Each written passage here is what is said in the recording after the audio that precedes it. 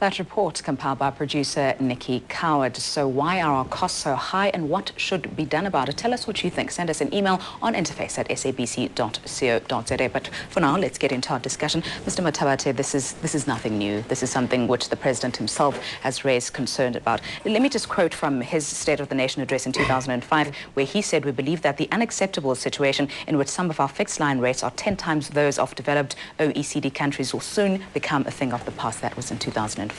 Late in 2006, he said, "We have not made the sort of dent to the cost that we would have wanted to do 12 months ago. It is a matter of urgency." Is this being dealt with the urgency that it deserves and which the President has been calling for some time now? Definitely, the agency that it deserves, this issue has been given. But I just need to clarify that to say that government is not doing anything, that government is apathetical in terms of addressing this issue, it is entirely not correct. Mm-hmm. If you look from 2001, the Telecoms Act of 2001, Minister issued policy directives in 2004, effectively ending the monopoly of telecom, and this resulted in, amongst others, allowing operators to self-provide, introducing voice over IP. So effectively, insofar as government, we have the policy environment, it's in place. And post that, last year, the Electronic Communications Act was promulgated, which then introduced, over and above the policy directive, over and above the telecoms of 2001, we've introduced the Electronic Communications Act, which introduces more competition, opens up more sector, and gives more possibilities. Has it necessarily done that, though? Well, it was promulgated last year, and one of the challenges as government we have is that the impact of policy takes time to begin to see the results of that impact. The fact, though, is that the costs are coming down. Maybe the rate at which these costs are coming down is not good enough, and a lot in that regard is being done towards that. I will come back to that. Rudolph Muller, is enough being done? Because we heard from our insert that government, in fact, has been dragging its feet. Mr. Mathabate tries to paint a different picture. Indeed, enough is not being done, and it hasn't been done for many, many years. There were lots of talking, and government specifically, Department of Communications, says no for their talking and not for their doing. And that's not even from South African consumers who are paying 1,000% more for ADSL services. This comes from the International Telecommunications Union that said all of these colloquiums, there are 2 colloquiums in 2005, promising that we will see results within 8 weeks. Nothing has happened. And then they say the minister said a few things about liberalisation and so forth. Again, nothing has happened. So she mentioned this extensively in her budget speech as well last year. There seems to be a lot of talk, Mr. Mathabate. The policy environment is there. There's little action. Why not? Well, there is action. There is definitely action, as you correctly are alluding to. That a minister made a number of announcements. One of them being allowing mobile phones to self-provide internationally within 6 months after the promulgation of the Electronic Communications Act. Again, one of them is to look at unbundling the local loop, and you will appreciate the complexity surrounding some of this. And to that extent, we have actually set up a panel of experts that is currently sitting and it's about to advise minister on how to go about implementing some of the provisions of the Electronic Communications Act. That's what we're hearing. Yes. The issues are complex. It doesn't happen overnight. We hear this all the time. Issues are complex. Regulation needs to be in place and so forth. Nothing of this is new. We've heard it for a long time. Newtel had to be come into effect in 2002. So there were many delays there. So many delays.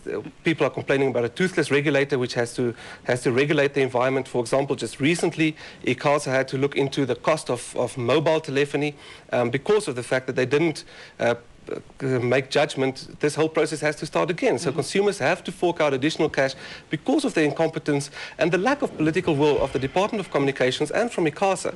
So people are looking Let's bring in ICASA. They're constantly being accused of being toothless and are not essentially living up to the task of regulating these tariffs. How do you react to a public which is clearly quite agitated with the state of affairs? Well, I can share, and I feel the dint of pity in this particular regard. But the fact remains that we have reckoned, and like anybody would in any kind of area, that market forces are such that you should introduce as much competition as you can in order to ensure that people have got choices and the competitors can therefore be able to outbid each other in getting customers.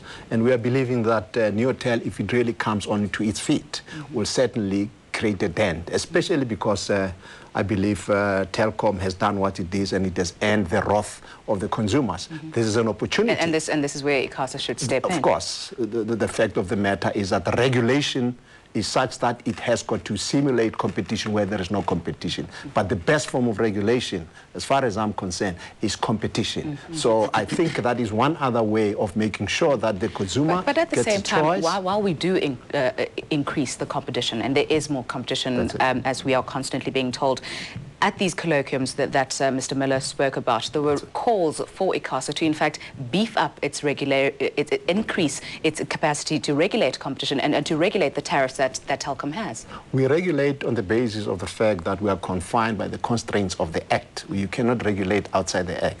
So we are really guided by what is in the Act. We cannot go, we could be ultra-virus if we were to act. We'll be taken to court, and the issue that we will be contesting will be held up there for years, if not months. And of course, the usual suspect will just go on while the court has got to make that decision. But safe to say that we do understand, and we feel, as I say, the concern of the consumers with regard to this. And we believe that with time, the ECA itself, if you look at it, is opening up massive competition. It will be regulating on wholesale and retail, and also make everything technology neutral, and the services could be delivered by any other mechanism. Whereas before, you could only use telephony through Telkom, etc. Today, you can use, there are substitute products, if I were to call that. VoIP, you can use Skype. We do have community service telecommunication, etc., and all that. We have done as far as we feel we should, but that's not enough.